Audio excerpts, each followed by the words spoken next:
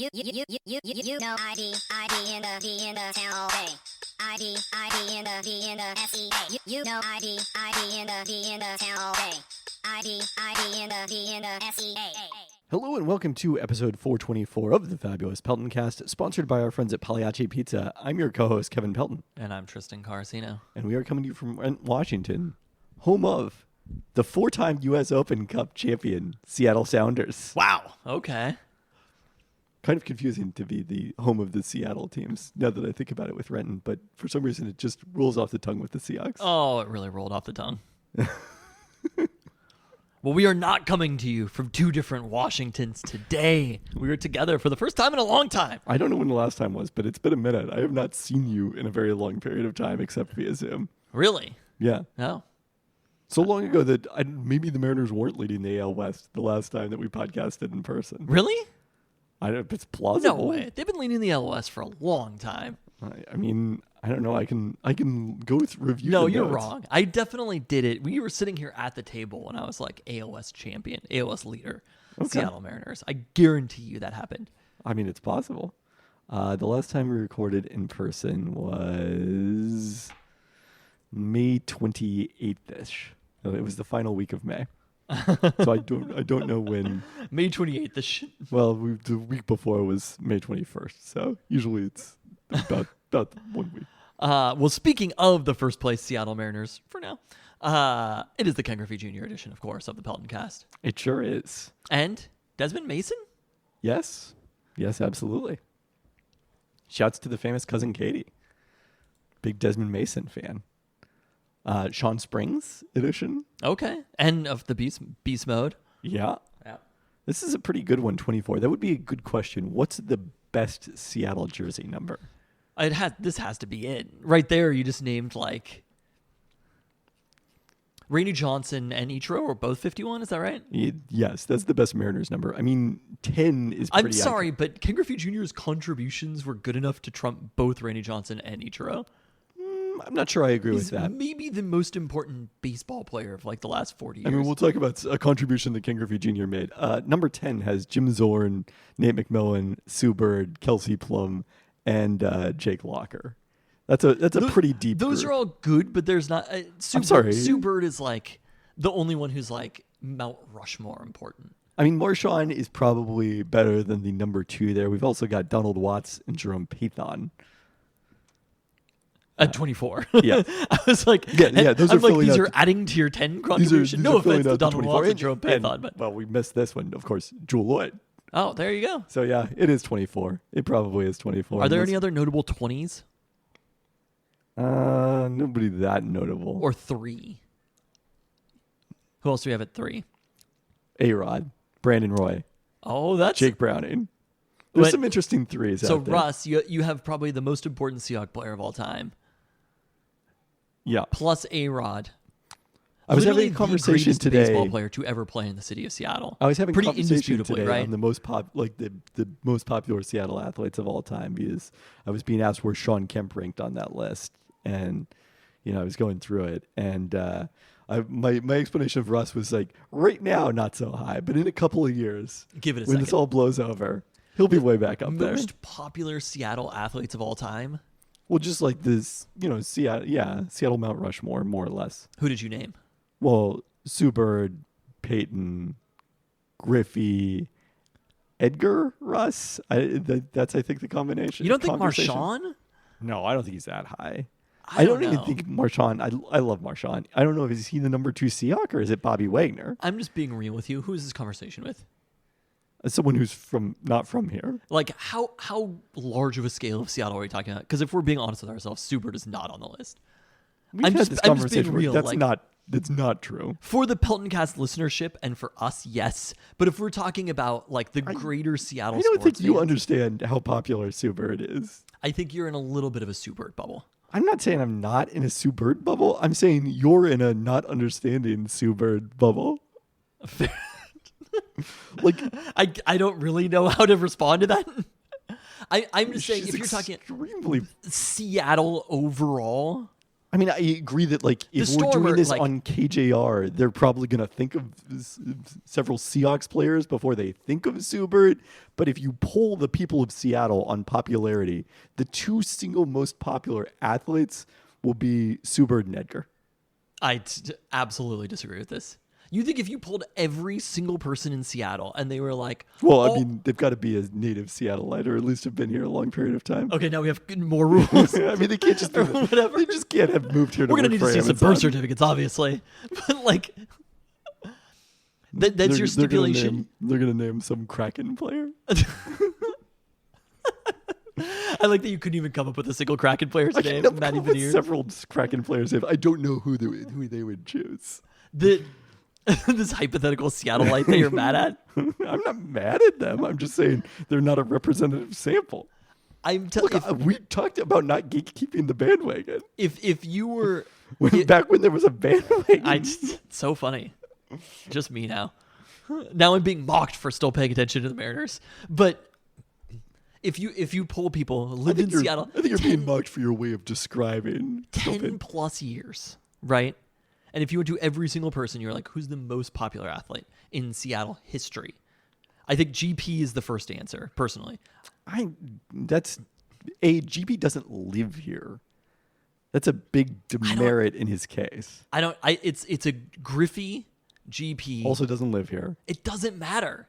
Those athletes are popular still. But there's some people that, I mean, Gary didn't request a trade. He just wanted an extension and got traded because of it. How about this? If you were to go to a Mariners game and you were to like look at who the most common jerseys are in the stadium now, it is definitely more Griffey's than Edgar's. Julio is probably number one. Julio's almost certainly number one. Ichiro might even be number two over any active Mariner. This is plausible. Ichiro is worth a conversation on this list It's some as well. sort of combination of Ichiro, Felix, Griffey in there. But the fact that Griffey played it wasn't that much earlier than it was like a decade before Ichiro or whatever. That Griffey has maintained that popularity and overall, like Griffey's, to me is easily ahead of Edgar. I'm sorry, Griffey's a better player, but I think you're underestimating the effect of having played only for the Mariners. I think you're overjudging the amount of belovedness among a smaller group and not the larger sample. And that's what I'm saying. If you're talking about people that don't know anything, too. So now they have to know things. If you're or whatever. asking Jan about Mariners, That's the people that I'm talking about. Literally. Oh, now you're excluding Jan? Literally born and raised, has lived in Seattle for 70 years. And you're like, well, she doesn't fit within this group of people. First off, Jan would say Subert, for the record. I absolutely. In fact, I'm like borderline we should call Jan right now as the sample size. Hold on. Let's see if she'll answer. Oh, no. We do not have time for this. Hold on. We do not have time for I'm this. just going to see if podcast. she'll answer, and I'll see if it'll be recorded. No, it's not going to come out as good quality audio. If anything, we'd have to call her via Skype. I'm sure I still have some Skype credits left from back when we used to conduct interviews Hold on a there. second. How many players? 2? What are we asking? 4. 4? It's a Mount Rushmore. Who's on your Mount Rushmore of Seattle sports? Hey, Jan, nothing is wrong. We have a question for you. You're being Did recorded you hear right about now. the Southern Heights fire first Oh, off? yeah. Kevin wants to know if you heard that there was a fire at Southern Heights on the roof. Did you hear about that? I saw it. You saw the fire? Well, the fire was out when I went there, but they were I saw 10 fire trucks surrounding. Oh, my God. This was in Was Boulevard was Park, the building Washington. damaged at all? Well, it looked like they were all standing around looking at the roof. I've never seen that many firefighters in one place. That's crazy.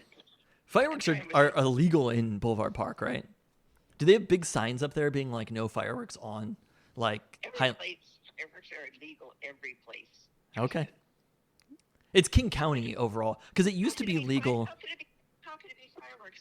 It's not the 4th of July. You think they were shooting off Oh, fireworks? who would shoot off fireworks? Literally, I heard one earlier today. I heard several last night, for the record.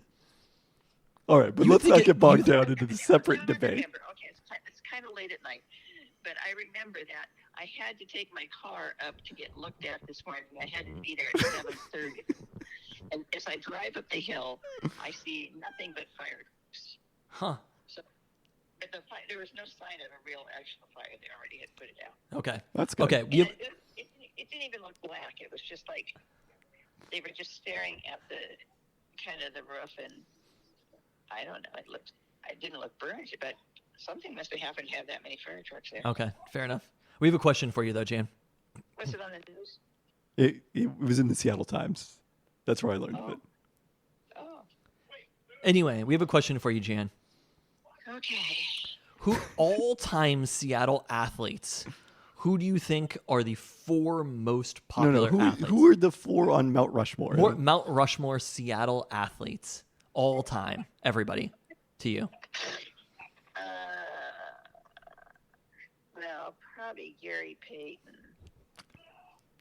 It would have used to been Russell Wilson, but I don't think it will be anymore. Give it time. Probably Griffey. Okay, so we're saying Griffey and Gary Payton. I'm not really sure about Sean Kemp anymore either. Since these people, there's been such a problem. Maybe, let me think, what's his name? You know, the guy on the Mariners. Martinez? What was his name? Edgar Martinez? Yeah, maybe Edgar Martinez. Okay, so I put Edgar Martinez, Griffey, Gary Payton. And one more? And this is Seattle all time? All time. God. I mean, back in the day, that guy that became a senator, he was pretty popular. Steve Largent. Yes. I think I put him. Okay. What, was this some kind of poll? No, Kevin had a perspective about this that I had to debunk, and I think you ended up agreeing with me, so... You mean about the part about certain people have gotten too much trouble and they're not favorites anymore? No, the Sean Kemp not part that. of it. Just who people would name, because I said that Griffey is like, he thought Edgar Martinez would be ahead of Griffey, which I do not. No, I said he would be more popular. Griffey was on my Mount Rushmore, to be clear. I think Edgar is just more universally popular. Mm-hmm. But Mom surely forgot about the 4th person I had on there, which is Sue Bird. Oh, I never even thought about Sue Bird. That's really bad, isn't it? That's really bad. Sue Bird would be on my all-time great list. I totally forgot. I was really trying, but it is kind of late at night, and I'm watching Beverly Hills Cop, the new one. All right, well, we'll let you get back to that. Thank you for right. chatting with us. Bye. I'm at Larry's house. Okay. All right. Anyway, is Kevin at your house or is he at his own house? We're recording a He podcast is right at my now. house. We're currently recording a podcast. Am I live on it? Yeah. Yes. I mean, it's not live. Yeah, but I know. Okay, it's recorded though. Yeah. Okay, I will take back Martinez and Sue Bird. Okay, fair enough. I mean, I'm sorry, take back Steve Largent. Yeah. I'm saying. Take Okay. back Steve Largent. I think the old time was throwing her a little bit. She was going too far back in the annals because she didn't name any current athletes. Not that Sue is current at the moment, but close enough. Okay. All right. Thanks, Jan. Good night. Bye. Good night. That was just amazing content, if we're being honest. Should we bring in the famous cousin Katie this way? Like, it's logistically hard to record via Zoom when we're in person. So To answer? just do a you're phone saying call. you're saying I should call Katie right now? No, I don't know. No, we've already gone too far in this particular episode. But I'm just saying, in the future, that's a way to bring in I the would famous like to cousin Katie. to note Jan did not think of Sue Bird. Literally, she did not even mention the name. But as soon as Sue Bird was mentioned to her, she agreed. I'm just saying that's my point is being made based upon I Jan's think both answer. of our points are being Oh, made. we all take credit. All right, it's an Oops All Toast podcast, so let's get into it. Starting with, Toast to Jan. I mean, yes, toast to A New Talking Taco Time, which is out if you have not listened to it already. A news update. It had been over 5 months since we recorded, so there was a lot to discuss, including your questions. I discovered this after the fact. I was searching further on Reddit for Talkin' Taco Time discussion. Yes. And they were wondering about the hot sauce. So we answered their question without knowing it was their question. I was a little shocked that Chris wasn't more negative on the hot sauce. It was a bit of a surprise to me too, honestly. He was like pretty positive overall on this podcast. There are a lot of takes out there, I would say, on the hot sauce. So we will continue to monitor that situation, obviously. In an amazing coincidence, mere hours after Talkin' Taco Time came out, the Seattle Times had a story about the Wallingford location closing with an update that, did you see? Don't look at the notes. I saw it in the notes. Okay, what this will become in the march of progress. The iconic glass Taco Time in Wallingford, which apparently did not open, is a Taco Time. When it was first built in 1990, it was not. That I also learned from the article. It became a Taco Time in 1994. Wow. It will now become a Chipotle. Okay, 1994, because I was going to say 1990 U District. A lot of music was happening in the U District. Can we surmise that Eddie Vedder ate at that Taco Time? Once you get to 94, though, all of a sudden, he's pretty famous. So I don't think that's stopping Eddie Vedder necessarily from going through the drive-thru. I'm just saying, if it would have been Although 1990 Randy when it wouldn't opened, record that as an official visit. So would Eddie Vedder record? So did Eddie Vedder even go there Eddie Vedder, in this hypothetical scenario come on the pod.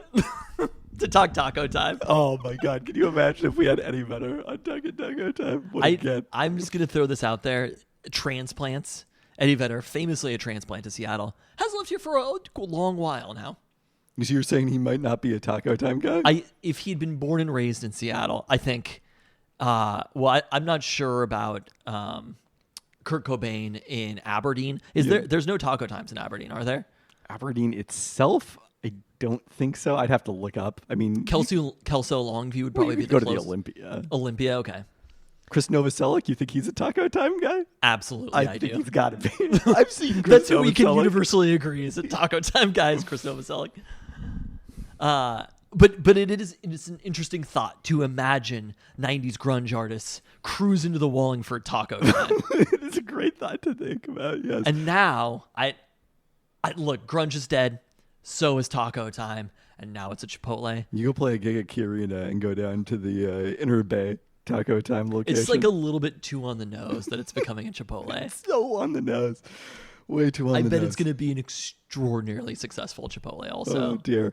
We did also learn from that article, in case you were worried about the employees at that Taco Time location, they will have the option to transfer to other Taco Times in the area. So next up, the Olympics are coming. Congrats to the Storms, Ezzy Megbagor and Sammy Whitcomb, as well as Storm legend Lauren Jackson for the 5th time at age 43. Wow. All named to the Australian Opals Olympic team. We have got to love this. We're cheering for Australia in this one, right? I mean, they have 3 Storm players, essentially. The USA only has 1 in Joel Lloyd. They have Brandon Stewart as well, but I think the numbers speak for themselves there. Is Lauren Jackson, the Australian Opals, is she like old Patrick Ewing, like Sonic's Patrick Ewing on that team?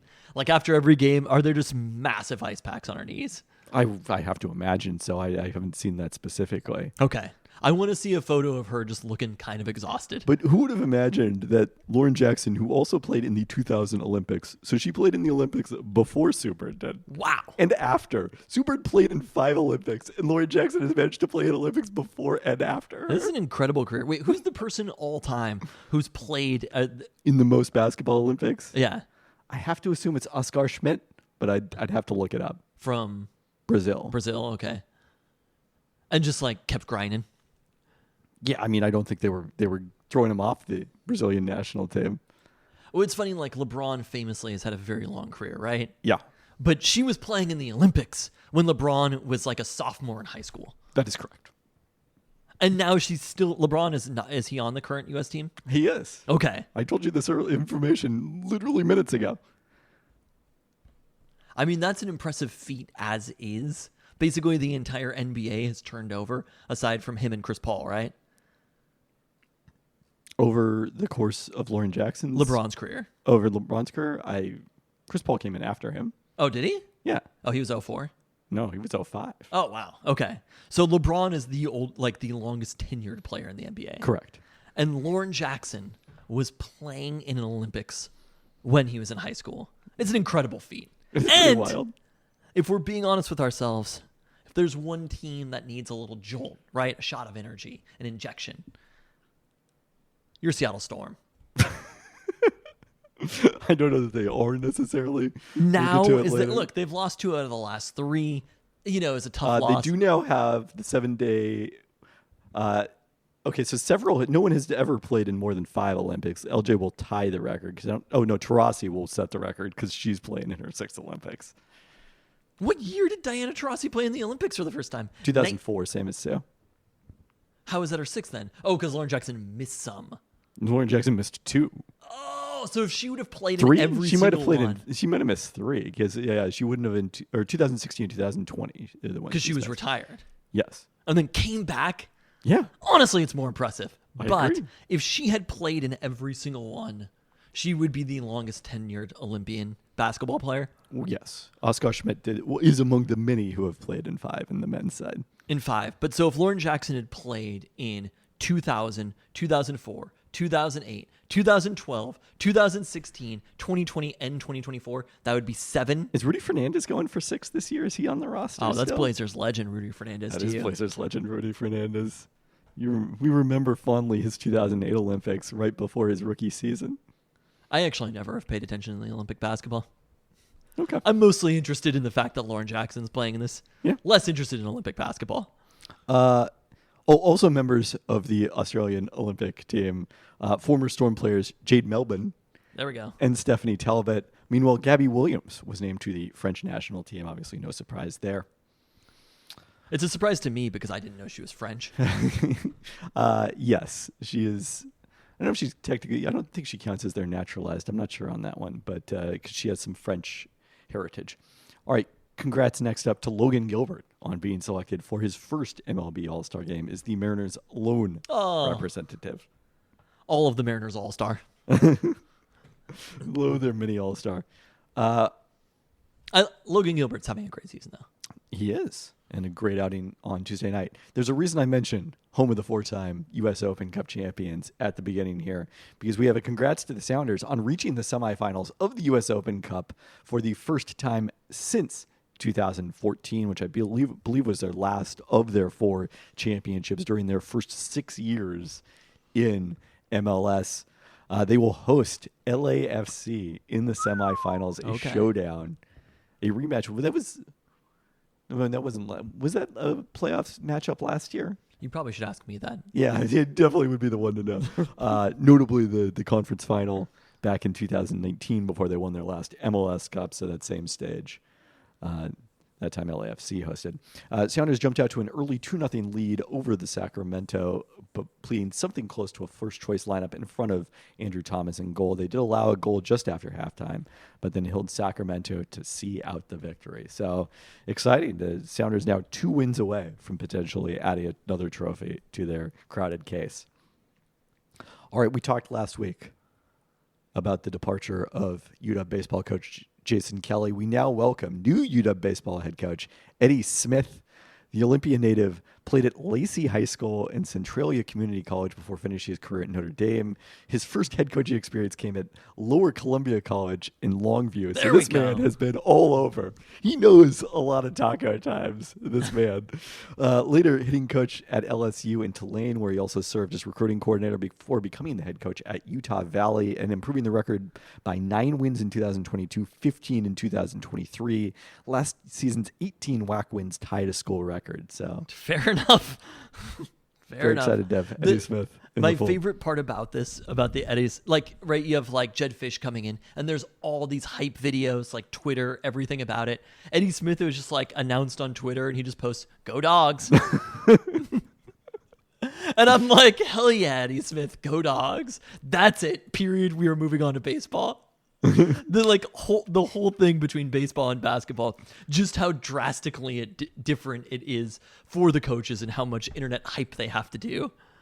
Very different. I was like, all right, go Dogs. Well, Eddie Smith's the coach now.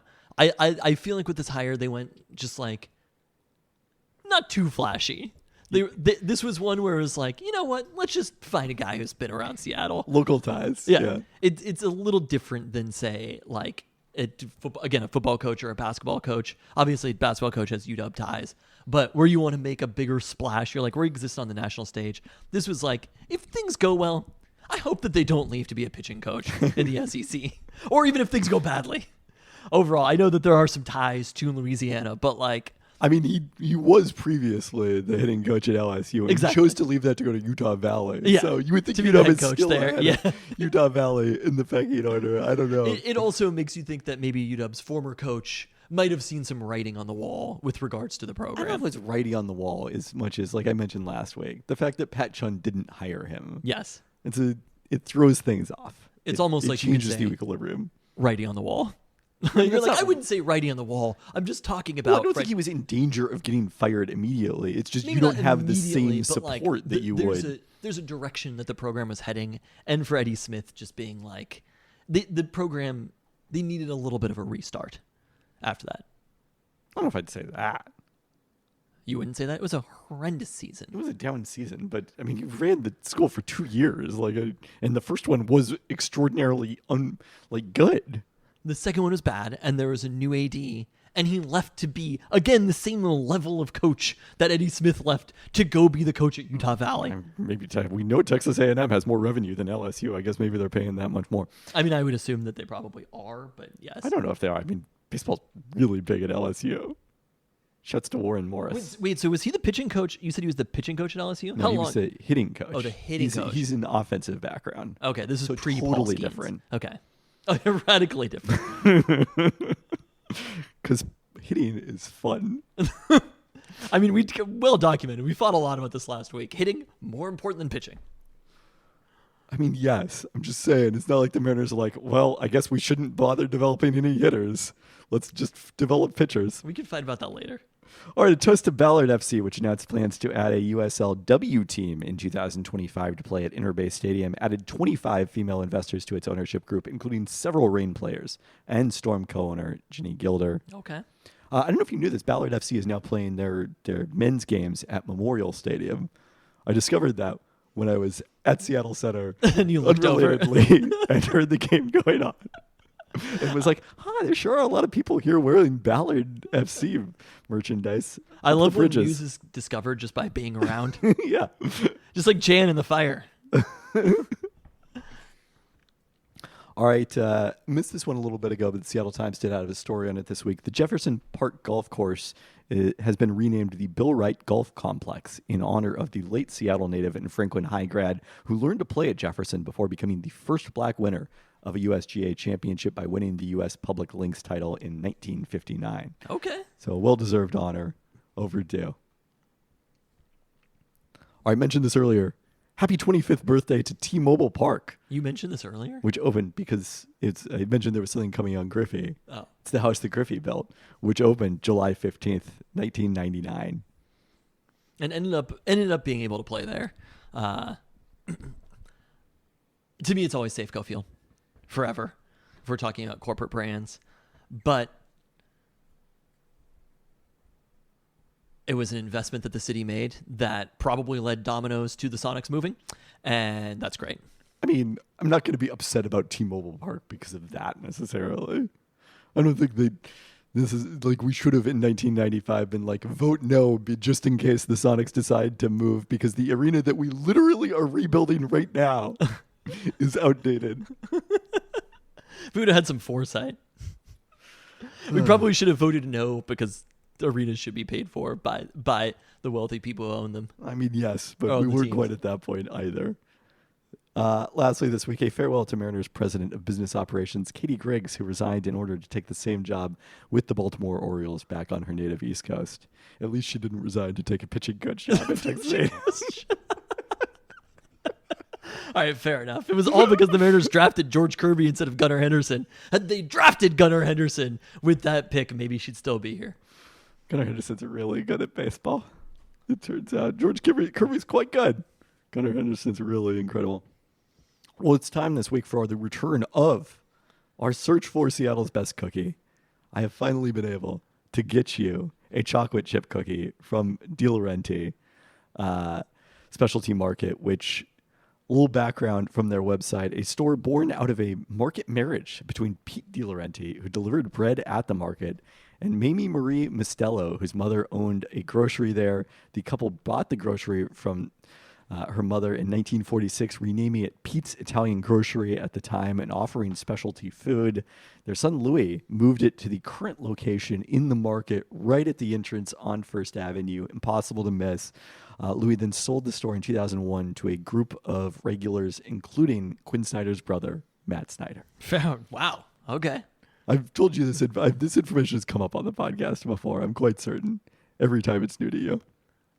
And their website also has this to say about their signature chocolate chip cookie.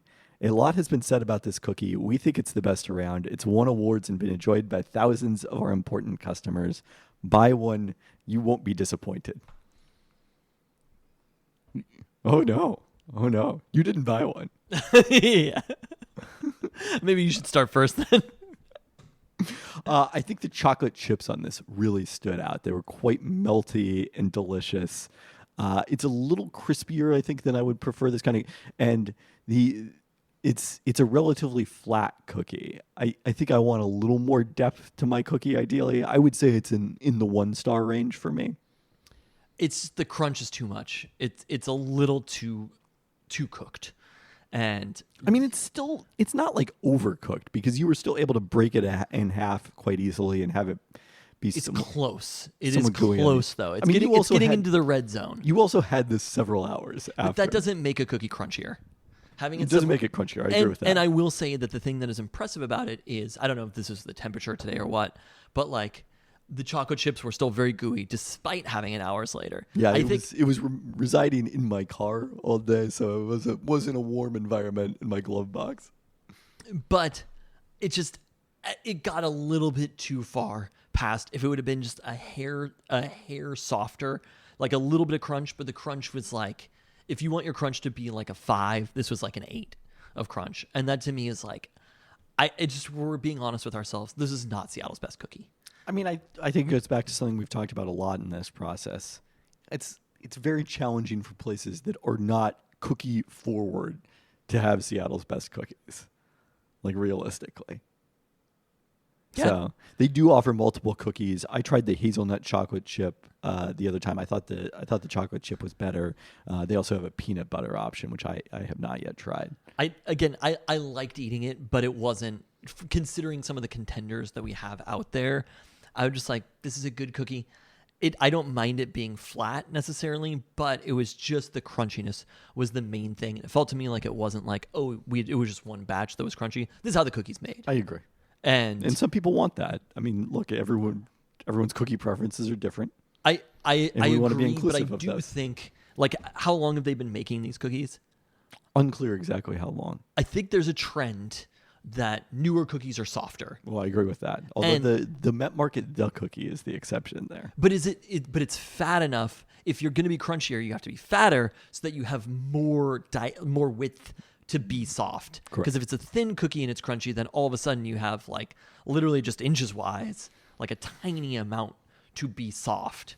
And so if you're going to be a crunchier cookie, you have to be a much thicker cookie, if that makes sense, on the scale, but a thinner cookie. And I do think March of Progress, the Do we market. have to put the March of Progress March on of the glossary? It's been 2 episodes. But like the marketplace is telling people what they want from cookies, and the thing that they want from cookies, and that's Is why cookies from the state of Utah? I mean, maybe. I don't know if people want those. Like, we might have a story in like 6 months. Again, Rib to Mod Pizza. I don't know if we talked about that. It's not- Obviously not going away, but like Yes. Rib to Mod Pizza for filing for They have bankruptcy. not yet filed for bankruptcy. The Seattle Times reported today that they are seeking to avoid filing for bankruptcy. Me too. I mean, some of us more actively than others. Then again, aren't we all? But I wouldn't be shocked if like in 2 years it was like Crumble Cookies files for bankruptcy. You know what I mean? It's not like I mean, sure, but that's because they like Mod overexpanded. Exactly. Not because people I'm- don't want their cookies. But no, what I'm saying is, not because people don't want cookies of that style. yeah, I agree with that. But sometimes I feel like if there's a number one takeaway from any of my perspectives about the Peltoncast in general, is that sometimes things can remain small and we can be okay with that. And it is the hardest thing for Please. people. Stop telling Flower Box to go faster. Just let them cook. Literally. But you understand what I'm saying? Like, I do, it is yes. a beautiful thing to have somebody who is at their perfect capacity, or is maybe even under their perfect capacity, or whatever. Like, let's let beautiful things exist without overextending ourselves. And places like Crave, places like Crumble, places like Mod Pizza are pure capitalism. Not really sure how this is relevant to the Di Laurenti cookie. But Anyway, I'm just saying the marketplace is telling us what it wants from cookies in a good way in this situation. And that is a softer cookie. I agree. And that's why the newer cookies are softer. And that's why I think, realistically speaking, De Laurenti probably is not Seattle's best cookie. all right, I wanted to shout out a place that I don't think is a contender for Seattle's best cookie necessarily. But I had a delicious cookie there the other week because I'm not intending to get a cookie. So Ensenada Cafe in Everett, very far north for the Peltoncast, but somehow it's become a 4th of July tradition. I've never heard of it. Everett. It's yes, it's a Filipino place. I think I may have mentioned it when I was talking about Shea Boggs on Beacon Hill, which offers some similar stuff. But like the tres leches cake, ube tres leches cake, and their chicken adobo that is like fall off the bone are the reasons I go there. But this time they had an ube cookie, and I was like, I can't not get the ube cookie. What am I 100%. not competing? Yes. And I would say another place that we're not going to talk about, I think, in our search for Seattle's best cookie, unfortunately, that we talked about a lot the first time was Hood Famous. And Why are we not going to talk? Because they don't have cookies, or? I love their ube cheesecake. Uh-huh. Is me in there for Seattle's best I dessert. would like to. I haven't been to Hood Famous in forever. The cookie is just is not as good as the ube cheesecake, in my opinion. Okay, well, I still want to go there. Okay, you can do that. But this I can was have extracurricular cookies. This is exactly what I wanted in an ube cookie. It was light and delicious, and they have like white chocolate chips in there. So if you're in the Everett area, again, cannot recommend Ensenada Cafe any more strongly for a variety of items, including the ube cookie. So there you go. What? Before we get into our next topic, NBA publicly announced their new TV deal today, correct? Did not do that. Oh, they didn't. The Athletic reported that the Oh. TV deals, the Got it. ink has finally dried on them. Okay. The legalese has finished. So are we able to talk about this now, or does this change anything at all? Does this add anything further to the conversation, or is it literally just a milestone that was going to happen either way, but everything else remains mostly unchanged? It's a milestone that was going to happen either way. I would say from a timing perspective, one of the things that was reported by The Athletic, I think this was Andrew Marchand, who had this story, that the Board of Governors will be taking up these contracts at their meeting in Las Vegas next week, which they're probably not going to both do that and convene an expansion committee. So I don't think we will see an expansion committee imminently. And when is the next time? It's like right around the beginning of the season? October is typically the next Board of Governors meeting. Okay, so that is likely to be. Will it be public knowledge when there is an expansion committee? I think that Adam Silver would probably address that in his remarks to the media after these Board of Governors meetings. Okay, so one milestone is more or less down. The next milestone is coming in October for expansion. I mean, I'm not going to Likely. say that it's The specifically next in milestone October. may I'm be just coming saying in October. How about that? realistically, that's what seems realistic to me. Okay. All right, no takes this week? It really feels like a no takes week. Oh, We'll have the take. mid-season takes next week. The take is no takes. I mean, it's like You didn't want to get the Mariners are back just because they took No, the first two games of the honestly, Better Cup. I care too much about the Mariners to do takes this week. I told you I hate everything about this team. I'm going to watch every single inning. Like the I'm being cautious right now. I'm being careful. They've won 2 games in a row. People are so ready to declare the Mariners back, myself included. I've declared the Mariners back, but I can't do it in take 4. Just Friday night when they beat the Blue Jays, when all those sad Canadians were at T-Mobile Park, I was ready. I was ready to go, especially after Julio had homered on the 4th of July. Like, it was an exciting time. And then they lost the last 2 games against the Blue Jays, the Sunday one in extremely frustrating fashion. Did they have the bases loaded in the 8th with 1 out and couldn't get a run home in a tie game and then lost in the 10th? I didn't see any of it. They at least had runners 2nd and 3rd with 1 out in the 8th inning and could not score. But Tuesday in San Diego, Julio Rodriguez's first 4-hit game since April 20th saw him. I think pretty much all of those resulted in either a run or an RBI. Isn't it a 3-hit game? No. It's 4 hits? Yeah. 4 hits? All right. Not 1, not 2, not 3, but 4 hits. Again, I looked up when the last time was to double check this, and that was definitely on the list. Our guy Dom Canzone was placed on the injured list with an adductor strain on Wednesday. Jonathan Clase back up. Canzone suffered that injury making a diving catch on Sunday. So hopefully it won't be too long after the All-Star break for him.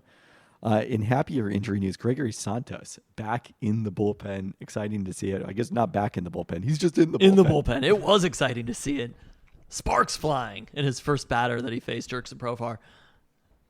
Brian Wu is set to start this weekend against the Angels, most likely on Saturday. And Gabe Spire getting set for a rehab stint with AAA Tacoma over the weekend at New Mexico. So Mariners pitching staff, knock on wood, getting healthy.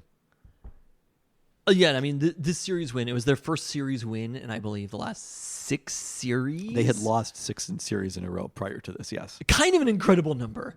I mean, considering that the Mariners' record is 50-43, like, again, one of those things, if you could hear it in a vacuum and be like the Mariners lost 6 series in a row, but they're still, well, I guess they were 5 games over 500 before this. But still in first place. But still in first place, having lost 6 series in a row, you'd be like, all right, I will take that. And realistically speaking at this point, 50-43, I'll probably take it right now. Oh, yeah.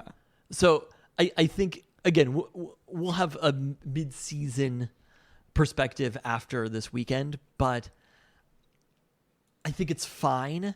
I think the other piece is that it does seem pretty evident, whether you trust any reporting or not, that the Mariners, at the very least, mildly see themselves as buyers heading into the trade deadline. I mean, I don't know.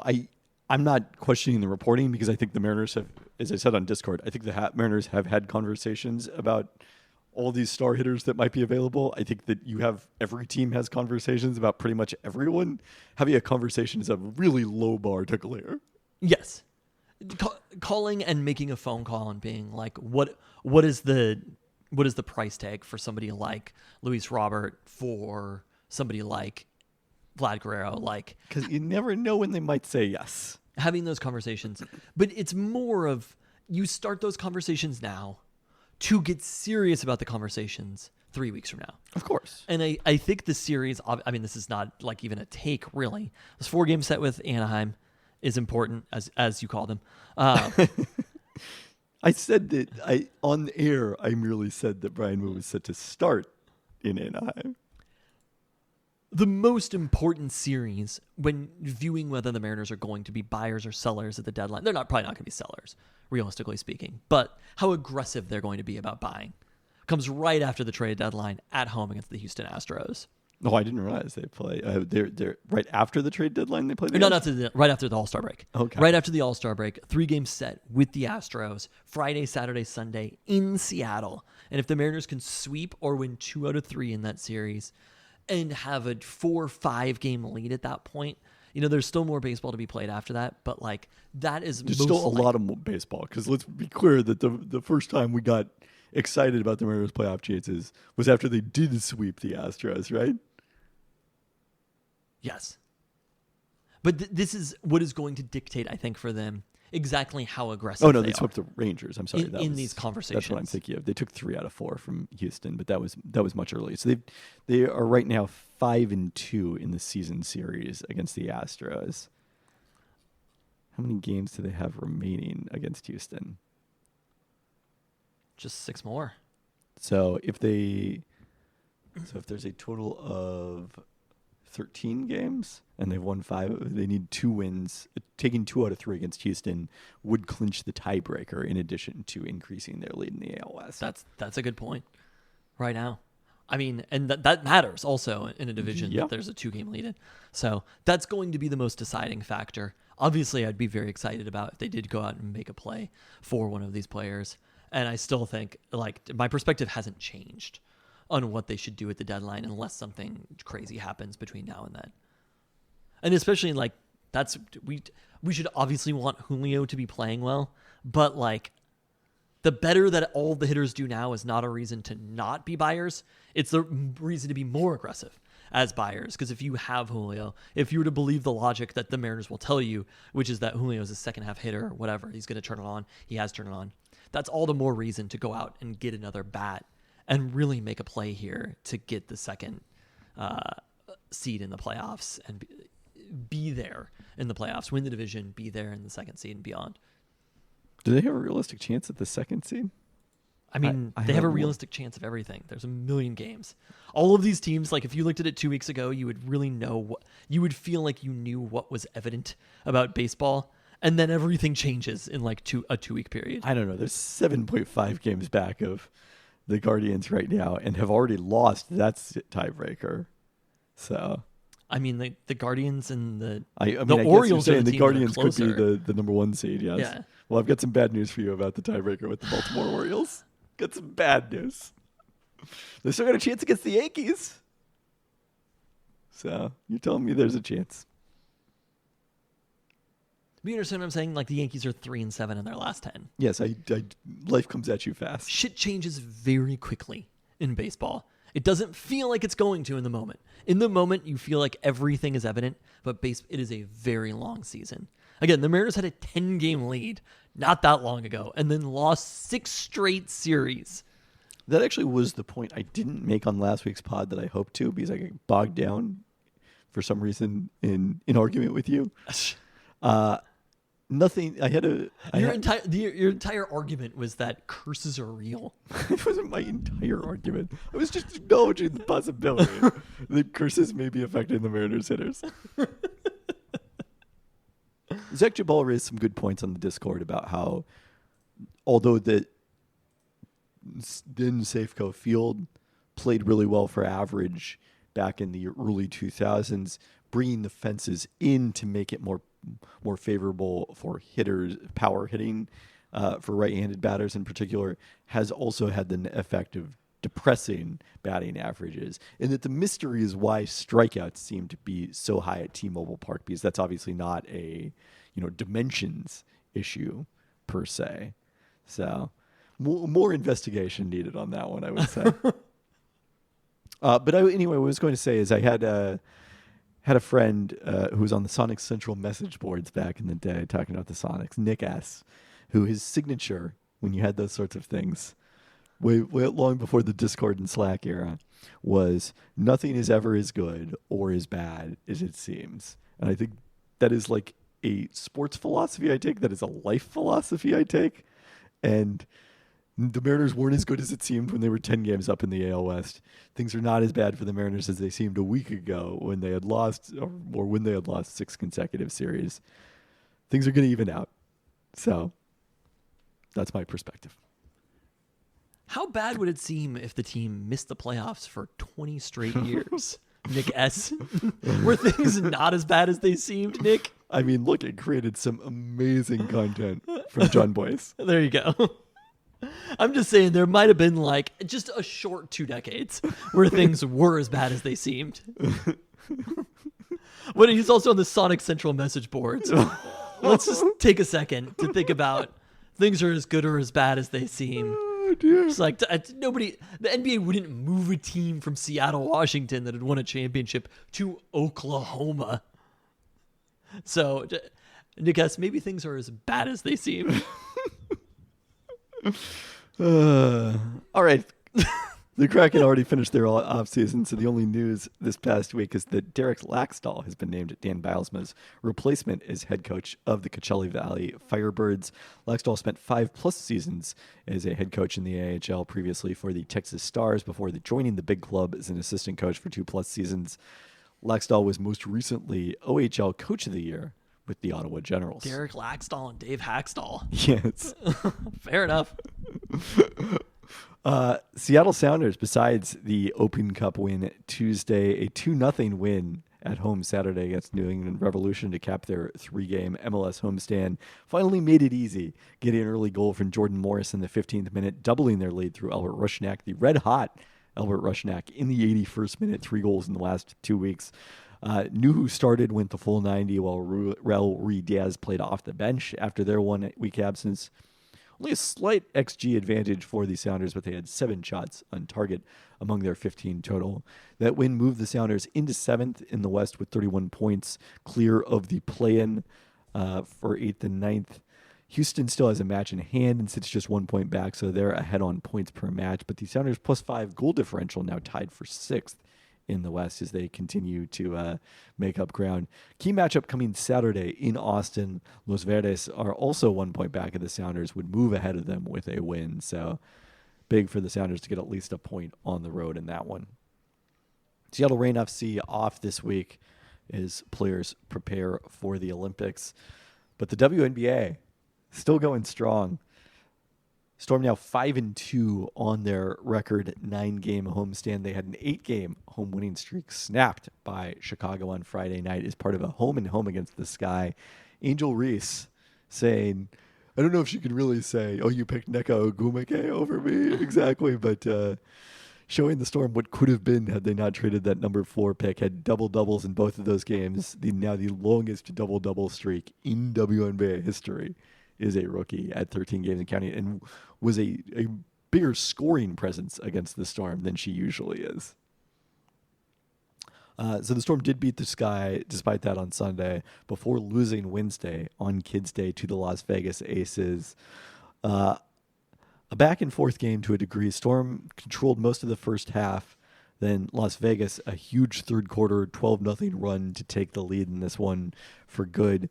Storm, even though they were down 9 with a couple minutes left, did manage to get a 3-point opportunity to a pair of threes that would have tied the game late. But Nneka Ogwumike missed the first of those from the corner, and then Jewel Lloyd sort of forced an attempt from the top of the key that was off balance and missed. Seeing them play against Vegas, obviously Vegas has been playing better, but like, did it feel like these teams, I didn't see any of this one, I'm not a kid, but like, did it feel like they were more evenly matched in this game? Like if this were a playoff series, let's say it was a 5-game playoff series, what would be the outcome based upon your experience in this game? Oh, I think the Aces would win, but I don't think that it would be a sweep. I think the Storm, have shown that they can be competitive. Las Vegas has now, they did have their winning streak slapped, but they're 8-2 in their last 10. I think that's like 8 of their last 9, in fact, in that span. They have now caught and passed the Storm in the standings. Also, Vegas is like the Astros. We're just like, we know what's coming. No, Vegas is even better than the Astros. The Astros were not arguably the best team in baseball history last year. But yes, we knew that they were coming. I think the Storm, if they're going to stay in that, get back into that top 4, which they're now out of in the WNBA standings, they have a better chance of catching Minnesota or Connecticut than they do of catching Las Vegas, even though they're only a half game back. So that's really going to be the thing to watch. Mike Vorel wrote about this in the Seattle Times after the game. The Storm has beaten Connecticut at home, and they have the 1 win in the first matchup with Las Vegas out of their games against the teams ahead of them. They are, they've lost 4-6. They're 2-6 against that group, and then 12-2 against the rest of the WNBA. So this is a clear split where it does seem like those top 4 have been ahead of the Storm, even though they're not necessarily that much ahead in the standings. And then the bottom group, even though Phoenix is only 2 games back, has been substantially worse than the Storm. They're just the worst of the good teams. Yes. That's exactly what we basically thought they would be, and that's what they are. We thought that they might be a little better than that. I mean, nobody expected that Minnesota and Connecticut were going to be right there at the top of the league. Okay. We thought they would be in that range, though. We knew that they'd be behind a couple of teams. Let me ask you a question. Minnesota has also won a couple in a row, even though they faced a serious injury with Nafisa Collier, their MVP candidate, out of the lineup lately. So that's been impressive. Neko Gumake, Skylar Diggins-Smith, obviously signing with the Storm this offseason. If you could run it back and you could just have Angel Reese but have another down year for the Storm, is that something that you would take? Obviously long-term probably, but because I just look at this and I'm like, what are we doing here? Right? But the question isn't whether we would take it. The question is whether Jewel Lloyd would take it. So I think Does it matter? Is Jewel Lloyd good enough for that question to matter? You say with the Mariners, you're like, Julio's the timeline. That's it, right? Is Jewel Lloyd the timeline for the Storm? Not implying that Julio's good enough. I mean, it's like right on the borderline. Because, like, having a good season, like winning basically 2/3 of your games, being 9-3 at home, like all those things are good and important. And I do think there is still an element. We're moving away from this in the WNBA, but there is still an element where you can't plan too far in the future because in a league where teams move as frequently as they do, and it's been a while, but occasionally fold, like it's harder to wait for this 4-year plan to. You can't pay have off. the process in the WNBA. Exactly. I see what you're saying, and I do think the thing that draws, like, free agents are drawn to playing with good players. Yeah, and we're not talking about, again, this is not like the Chicago Bulls like going all in so that they can finish in the play-in. Yeah. Like, they are a good team. It is still possible for them to finish in the top 4, and then you would be favored to win a playoff series. Okay. But Fair enough. Angel Reese has been so good that the answer, like, before the season, we talked about this, and my answer was unequivocally no, because I thought that there were the 3 top prospects with Camila Cardoso and How then have Cameron the Brink. other 3 prospects been? Like, if there was a redraft, where does Angel Reese go? I mean, Brink played pretty well before she suffered an ACL. I guess you have to factor out the injury. Yeah, I mean, not knowing that, I don't think that Reese has necessarily played well enough that I would take her over Brink at this point in a redraft. Because I do think at some point, like when you get high enough level outcomes, her lack of shooting range will be an issue. But she certainly would go lower than 3rd. And it was Camila Cardozo who was the 3rd pick, Yeah, also on Chicago. and who's been playing worse than Angel Reese. Yeah. I mean, she had got off to a slow start to her season because of injury, and she got off to a late start. So, I'm not reading too much into it. But just Angel Reese has been, I mean, she's been an all-star as a rookie. She's been a top 20 player in the league as a rookie. It's not like this is coming out of nowhere. She was the most outstanding player of the Final Four. But so you're saying Camila Cardozo, if you could do a redraft, and if the Storm could keep their pick, and that you're getting Camila Cardozo with that pick, do you do that not knowing what we know now about the Storm, but just heading into it? Do you just sit there and take Camila Cardozo? If it was like unanimous, the top 3 was going to be Caitlin Clark, Cameron Brink, Angel Reese, and the Storm could sit there at 4, not get Neko Gumake, not get Skylar Diggins-Smith, but have that player. Do you think that's no? You would still say no? I would say in that case it's worth it. Worth it to go basically like all in for these next 2 seasons?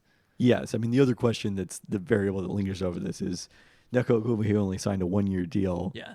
She played at Stanford. The WNBA is expanding to San Francisco next year. You don't have to do the windy pointing fingers to consider the possibility that she goes and signs with that team, depending on how this season finishes out. But Is she from the Bay Area? she's not from there. She's from Houston. A lot of people play at Stanford. It's true. Is that why there's a team in Connecticut? I actually really didn't think about that. Yeah. Kind of makes a lot of sense. I mean, I feel like there's almost no sports that are like, I mean, like maybe Indiana's like a bigger, like dating way back, but that you have a team in a place because of how good a college program is. Yeah, I mean, I don't think that in the big 3 sports leagues you would do that. That's actually kind of incredible. And in the Big Four, it's in the NHL, it's probably the opposite. The local college hockey team is good because there's an NHL team there rather than the other way around. Although I don't know, Minnesota may have predated the existence of the North Stars. Basically, like, winning is important right now. Is there a possibility? Is there any flexibility for the Storm long term? Because right now, what we're looking at, the most likely outcome, like their chances of winning the championship are probably like. Is there any flexibility? Literally every player in the league is going to be a free agent in 2026. So yeah. But realistically speaking, who are those players? Every player in the league. I mean, you're not going to probably sign players away from. You're not going to sign every player in the league. But could Seattle still be like the third choice among people because of the practice facility and the support here? And being good plausible. in the interim is an important piece of that. Correct. Being good for these next 2 years, because you're out of the conversation if you're terrible for 2 years. Yes. Okay. I mean, you probably would have gotten good in 2025 anyway, just because you would have this rookie and whoever you drafted in 2025. I mean, the other piece of the equation is the Storm didn't trade away the 4th pick for nothing. You know, it wasn't just a salary dump. They did get LA's 2026 first-round pick. And even though LA is in that same situation I was just talking about where, well, probably they'll be good in 2025, like if they drop Paige Beckers, who was at Climate Pledge Arena over the weekend, as part of her tour of the WNBA. I saw her in person at the Commissioner's Cup final. Okay. Where she was supporting her former UConn teammate Dorka Uhaj with the victorious Minnesota Lynx. So Paige Beckers is most likely the number 1 pick in the draft next year? Yes. Technically has another year of eligibility. She could go back until 2026, but I don't see that happening. And then I think also the WNBA has changed, and it's a place where, like, you're ready to go. Oh, people are going to start coming out early. Like the climate is going to change between obviously there's very NIL limited money. rules, very limited opportunity for players to come out early. Why? Because you have to be either 22 the year of the draft and graduating or 4 years removed. That shit's going to change. I mean, I don't think it's going to be the first. I don't think it's going to be the next CBA. They still got bigger fish to fry. That's a ridiculous rule. I have written about it that I don't think it should exist. Okay, well, that's going to change long term, but not in Paige Becker's terms. I wrote about it in regards to more Paige Beckers than Caitlin Clark at that point after their freshman seasons. Because Paige Beckers was the bigger star after her freshman year. Yeah. National Player of the Year as a freshman. Okay, so this still feels like, despite everything that's happened with Angel Reese, it still feels like the right process. Yeah. Do you think Angel Reese will ever be the best player on a championship team? Probably not. Okay. Then, I mean, if that's the case, like, what are the chances that Angel Reese is ever as good as Jewel Lloyd? Or as impactful to winning as Jewel Lloyd? I think that's pretty plausible. Okay. Because, I don't think if Jewel Lloyd is your best player, you're probably a championship team. By the way, the low-key question is, I know I'm higher than Ezzy Megmagor than anyone else. Is she the Storm's best player? Really? Is she the timeline? That's a low-key question. But you also got to keep her happy, because she, like everyone else in the WNBA, will be a free agent after the 2025 season, after that one-year extension she signed. Okay, fair enough. So I'm going to say that they probably handled the situation right, though, overall. Ezzy's really good. Just saying.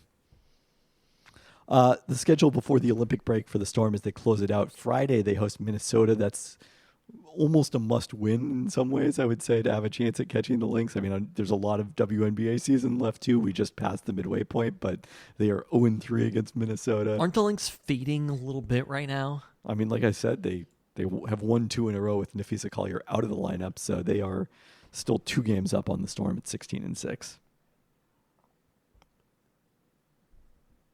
It'd be a very, very nice one to get. And then Sunday against the Atlanta Dream to close out this 9-game homestand. Then Tuesday they will play another Kids Day game at Los Angeles against the lowly Sparks, who are 5-17 right now. So Storm obviously wish they had the Sparks 2025 draft pick, but 2026 is not so bad to have either. Okay. All right, that's all I've got this week. We've gotten this in barely over an hour. Really? Yeah. All right. I mean, this is we've taken a bye week this week before, right? Next week? Next week, yeah, when I'm in Vegas, is traditionally the bye week, but it's like around the same time of July when things quiet down. That was before we cared about baseball, so. Well, usually baseball is the bye week is also the MLB All-Star game typically. How long are you in Vegas for? 5 days. So you'll be back to podcast like mid next week. Correct. Who are you interested in seeing in Vegas? I mean, I'm interested in seeing pretty much all the rookies. I'll have a players to watch piece coming out on ESPN.com on Friday ahead of the opening of the Vegas Summer League. Players to watch at Summer League. Yeah, Okay. I did all the West players. Jonathan Gavoni's doing all the East players. Nice. So obviously I did say Bronny for the Lakers. Fair enough. I mean Donovan Clingan, I'm interested to see if he shoots any threes, given that was a big part of his pre-draft workouts. I've only seen Zachary Richashe at the Hoop Summit, so it'll be interesting to see the number 1 pick in this study. I've never seen Alex Sarr play. So plenty to follow. All So right. there you go. Well, next week it'll be the All-Star break. We'll have a Mariners mid-season perspective, and you'll be back to tell us about Vegas and maybe Vegas food as well. Is Nate Duncan going? Oh, Nate Duncan is going. Yes. Do you have meals planned already? I have 2 reservations for Sunday night. Where? Contingent on one for Best Friend, one for Lotus of Siam. Contingent on whether I go to one of those places on Monday. If I have to choose between them, it's going to be a tough call. Yeah, what is your choice? Best Friend. I really feel like Best Friend was like really up there. I agree, but I haven't been to Lotus. I didn't go to Lotus of Siam last year, so I'd kind of like to get back there. Or during Summer League, we went when we were there in June. We went to Lotus of Siam? Yes. We went to both. Yes. That was the place that we went to first was Lotus of Siam. Correct. To me, Best Friend, it was like no question. Best Friend was better. I'm still hoping I might be able to get to both of them. Okay. And then I'm trying the Is there something new? I feel like you've done all these. Julian Serrano tapas on Friday night or on Saturday night. That's so the I'm new interested- location? Yeah, I'm Where's interested that to at? try that. That's in the Cosmo. Okay. Like all the best food. All right. Well, all the best food that's not I was off gonna strip. I was going to say the real heads would tell you that the best food's off strip. Correct, but there's a lot of very good food at the Cosmopolitan. So, on that note, Thanks for listening. thanks. That's where I'm going for lunch. Off strip for lunch.